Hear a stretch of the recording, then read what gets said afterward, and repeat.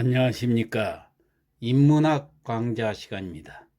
오늘 이 시간에는 태극기 변천의 역사를 살펴보도록 하겠습니다.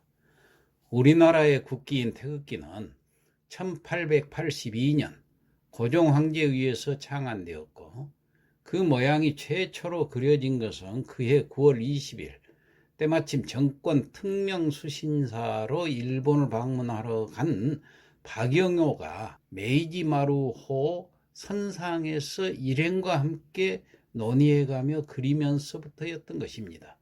선상에서 그려진 태극기는 9월 25일 수신사의 일행의 숙소 고베의 니시무라야 여관 옥상에 나부끼게 되었고, 이듬해인 1883년 3월 6일에는 이 태극기가 국기로 제정되었고, 그 후에 우여곡절을 겪다가 현재 이르러서는 법에 의해서 대한민국의 국기로 규정하고 있는 것입니다.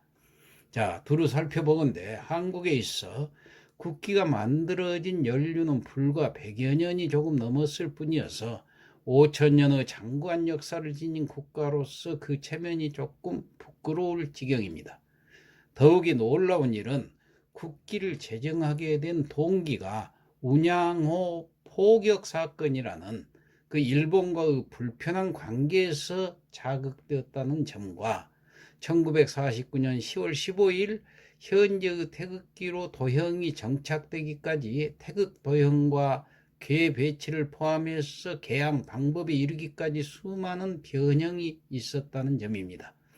그렇다면 먼저 운양호 사건과 국기 제정의 그 배경을 먼저 한번 살펴볼까요?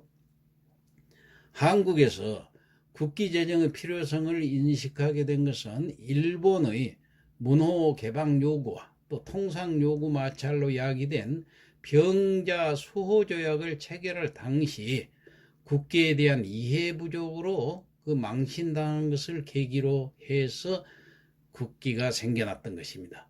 청나라의 국기 제안이라든가 19세기 말 조선의 근대화를 부르짖은 개화 독립 등의 국기 제정에 관한 의지 등에서도 비롯되었죠.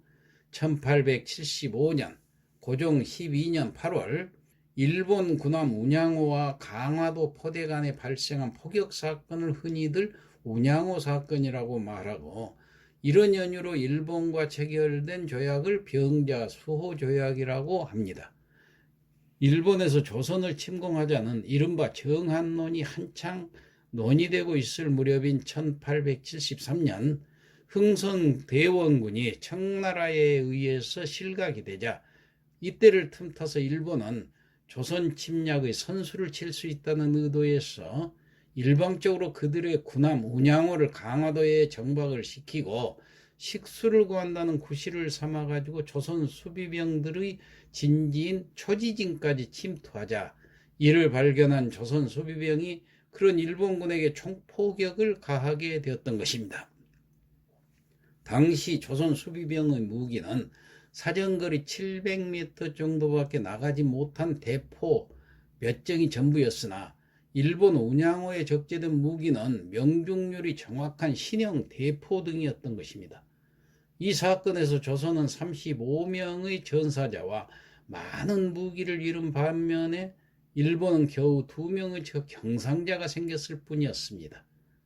이런 막중한 피해에도 불구하고 그 이듬해에 강제로 병자 수호 조약을 맺지 않으면 안 될 딱한 이유 중에 하나가 바로 포격으로 인해서 군함에 개항된 일본 국기의 소실이었던 것입니다. 즉, 일본 군함 운양호에는 일본을 상징하는 일본기를 엄연히 개항하고 있었는데도 그것을 무시한 조선 수비병이 포격을 먼저 가했다는 것은 오히려 조선이 일본에 대한 선전포고나 다름없었다며, 이 사건으로 생긴 모든 그 손해배상은 조선이 책임져야 한다는 것이었습니다. 여기에서 일본이 그들의 군함 운양호에 국기를 개항하였었다라고 주장하는 그 의미는 과연 무엇을 말하는 것일까요? 이 물음에 대해서 일본은 해상을 항해하는 선박에 국기를 개항하였으면 국적을 분명히 표시한 행위로 도발이나 전쟁 의사가 없음을 분명히 의미하는 것이었고, 특히 개양된 국기에 대해서는 전쟁이 아닌 경우를 제외하고는 훼손하거나 불태울 수 없는 것이라고 주장했던 것입니다. 바로 이런 이유로 일본은 운양의 사건 이듬해에 있었던 병자 수호 조약 체결 시에 강화도 회담에서 일본 국기를 엄연히 개양한 운양호를 어찌하여 함부로 포격했느냐라는 문제를 회담 벽두 주요 쟁점으로 끄집어냈었지요. 이 쟁점은 곧 조선의 입장을 아주 난처한 궁지로 몰고 가는 절대적인 골칫거리였고, 끝내 회담의 주도권을 일본한테 넘겨주고 마는 결과를 초래하고 말았던 것입니다. 자, 이 회담에서 조선은 한마디로 국기에 대한 상식이 전무한 데다가 국기를 만들지 못한 부끄러움을 깨닫고 자주 독립국의 체면상으로 보아도 조속히 국기를 제정하자는 의논을 처음으로 제기하게 되었던 것이죠.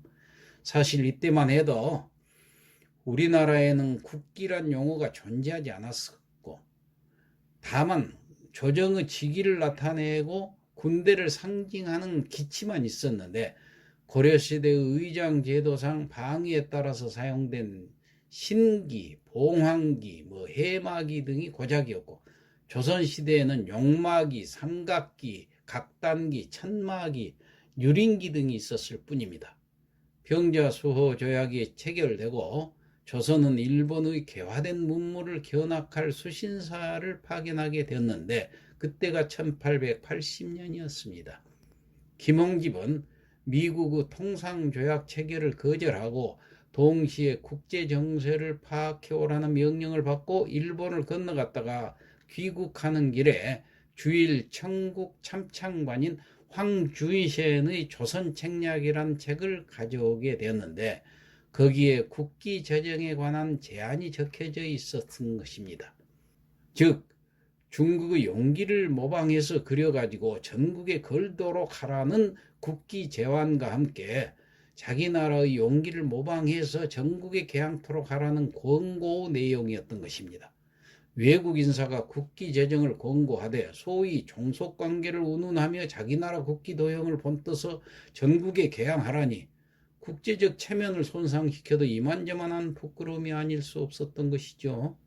그런가 하면 조선이 중국의 용기를 그대로 사용해서는 안 되고, 다만 조선 국왕의 복색 문양 및 조야 복색 등을 참고해서 흰 바탕에다가 청운 홍룡기를 만들어 사용하라는 어처구니 없는 당부도 있었던 것입니다. 국기 제정 문제가 자주 대두되자 조선과 청나라는 국기 문제를 담당할 관리를 두기로 하고, 조선 측에서는 이응준이를, 중국 측에서는 마건충이를 임명을 했던 것입니다.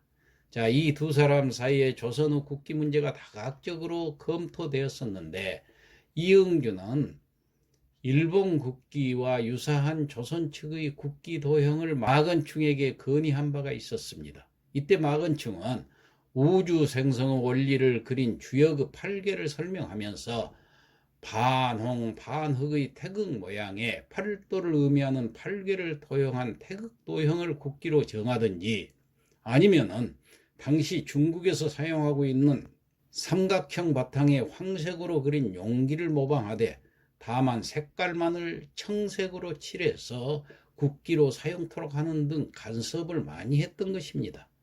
마건충의 이러한 제안은 그동안 국기 제정으로 고심을 해왔던 많은 사람들에게 공감을 불러일으켰으면 물론, 외세의 간섭과 침투를 막기 위해서는 무엇보다도 정치를 혁신하고 문호를 개방해야 한다라고 주장한 당시 그 개화 독립당의 핵심 멤버였던 김옥균이나 서광범, 홍영식, 박영효 등은 누구보다도 이 제안에 대해서 관심이 컸던 것입니다. 그러면 태극기는 언제부터 사용되었을까요? 이 마건충이가 끈질기게 간섭한 주역의 태극도와 삼각형 용기 문양을 단호히 거절한 고종 황제는 마침내 수신사 임무를 띠고 일본을 방문한 박영효에게 나름대로 보관한 국기의 그림을 상세히 전달했던 것입니다. 이때까지 조선에는 국기로 부를 만한 것이 없어 지난번에 탁지부를 방문한 중국의 마건충이 조선의 국기는 중국의 국기를 본받아 삼각형의 청색 바탕에 용을 그려야 하며 본국인 중국은 황색을 사용하나 조선은 중국의 동방에 위치하는 나라이므로 동쪽은 청색을 귀히 여긴다는 뜻으로 청색 바탕을 이용해야 한다고 지시하였다. 이에 국왕은 분이 여겨 절대로 중국의 국기를 흉내내지 않겠다 하여 사각형의 옥색 바탕에 태극원을 청색과 적색으로 그리고 국기의 네 기퉁이에 동서남북을 의미하는 역괴를 그린 것을 조선의 국기로 정한다는 명령을 하교하였다고 한다. 자, 고종 황제의 애국심과 태극기는 단연코 중국의 것이 아니라는 확신까지도 쉽게 느낄 수 있는 결정적인 자료가 된 셈입니다. 자, 국가 탄생 이래 처음으로 국기를 만든 역사적 시점에서 고종 황제는 자신있게 태극 문양을 선택하였음을 알 수 있습니다. 이러한 고종 황제의 의지에 따라서 1882년 9월 20일 일본에서 제공한 메이지마루오 군함을 타고 약 한 달가량 일본을 체류할 목적으로 인천항을 출발한 박영현은 쉽게 최초 국기인 태극기를 그려낼 수 있었을 것입니다.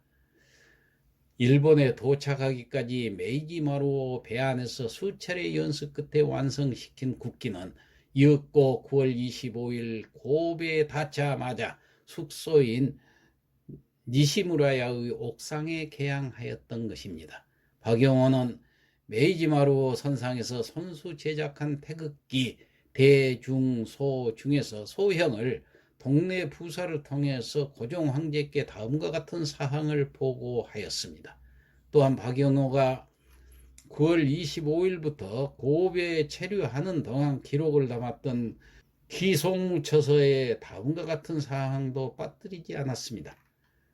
이미 각국과 더불어 통상수환 수혜는 사절을 파기할 때마다 예의상 국가가 없어서는 아니 된다. 그리하여 각국의 항구에서 각국의 군함을 만나게 될 경우라면 국기를 개양하여 서로 분별하는 법이요.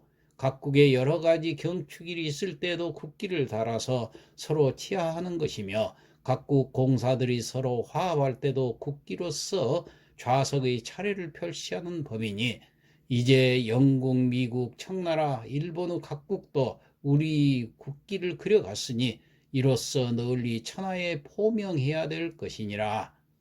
이렇게 해서 이윽고 1883년 3월 6일에는 박영호가 도형했던 태극기에 대하여 통리교섭 통상사무하문에서 고종 황제께 국기를 이미 제정하였으니 팔도와 내 유수도에 공문을 보내어 다 알고 사용하도록 하는 것이 어떻겠습니까? 라고 아뢰자 이를 승낙하게 되어 태극기를 국기로 제정하게 되었던 것입니다. 그리고 1897년 독립협회 서재필의가 주관이 되어서 그동안 청나라 외교 사신을 맞아들이는 4대 외교의 상징인 영은문을 헐어내고 그 자리에 자주 민권의 상징으로 새로이 건립한 독립문에 박영호가 도형했던 것으로 추정된 태극기를 당당하게 조각해 놓았던 것입니다. 그러한가 하면은 1910년 8월 29일 일본의 강제에 의해서 한일합방 조약이 공포됨으로써 상실한 국권을 회복하기 위해서 중국에 설치한 한국 임시정부에서도 태극기는 한국의 독립주권을 표시하는 것임을 강조하고 또한 매번 회의 때마다 태극기를 개양하고 애국가를 사절까지 제창토록 했던 것입니다. 1919년 3월 1일 전국 방방곡곡에서 벌어진 독립운동 결의를 계기로 태극기의 정신은 더욱 강인해졌습니다. 일본에 항거하는 많은 애국지사들은 그들의 총칼에 목숨이 끊기는 순간에도 가슴에 숨겨둔 태극기를 꺼내어 대한독립만세를 외쳤던 것입니다. 태극기의 정신과 일본의 탄압은 첨예하게 대립하는 적과 적일 수밖에 없었던 것입니다. 그 좋은 사례 중에 일장기 말소 사건을 결코 빼놓을 수가 없습니다. 1936년 베를린 올림픽 대회에서 일본은 한국의 마라톤 선수 손기정을 그들의 국적으로 출전케 해서 1등으로 우승하자 손기정 선수가 마치 일본 사람인 양 자랑을 하였었는데, 이 사실을 국내의 동아일보, 조선일보, 조선중앙일보에서는 손기정의 유니폼에 그려진 일장기를 오려내고 손기정 선수의 마라톤 우승 소식을 크게 보도하였던 것입니다. 국내의 신문 보도는 당연하고 공정한 것이었는데도 일본은 일장기 훼손 및 대일본 제국에 대한 모독을 운운하면서 언론을 탄압했습니다. 이 사건으로 조선중앙일보와 동아일보는 무기 정간을 받았는데, 동아일보는 그 이듬해 복간되었으나 조선중앙일보는 오랜 휴관 동안에 뿌리 깊은 사내 분규가 다시 일어나고 재정 상태는 재기불능으로 악화되어서 1937년 11월 5일로서 발행 허가의 효력이 상실되어 영영 폐간되고 말았던 것입니다. 일제의 탄압이 심하면 심할수록 태극기나 한국 국민들의 가슴 속에서 더욱 투철한 독립정신으로 상징되었습니다. 그 후 1942년 한국 임시정부에서 제23주년 3.1절을 맞아 발표한 선언문 중에서 국기와 주권 부분을 소개해 드리겠습니다.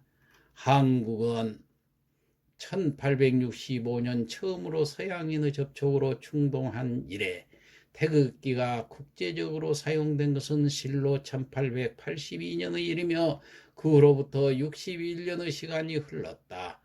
태극기는 한국의 독립주권을 표시하는 것이며 3.1 대혁명 발동이 있어서도 여전히 태극기를 썼으며, 그 깃발은 혁명군중의 선혈에 물든 채 적의 총검 위에 꽂혀졌다.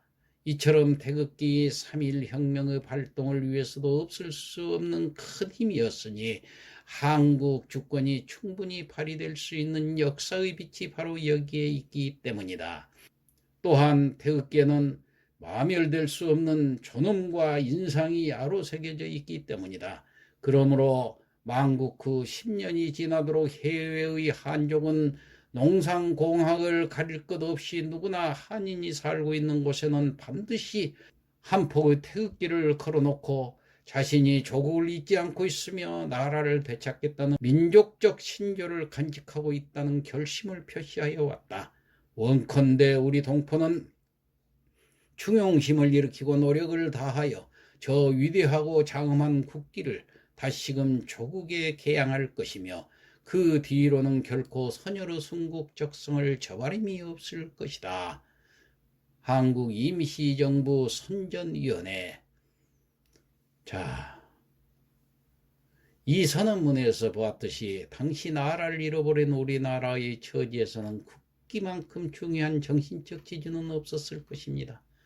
해방이 된 지도 몇 해가 지난 1949년에서야 42인의 국기 시정위원회를 구성하고 수차례의 회의와 진통의 우여곡절 끝에 대한민국 국기가 정해지자 비로소 10월 15일 문교부 고시 제2호로 국기 제작법을 공표해서 지금까지 사용되고 있는 바, 끝으로 태극기 문양에 나타난 태극과 사계에 대한 설명을 간단히 하고 마치겠습니다.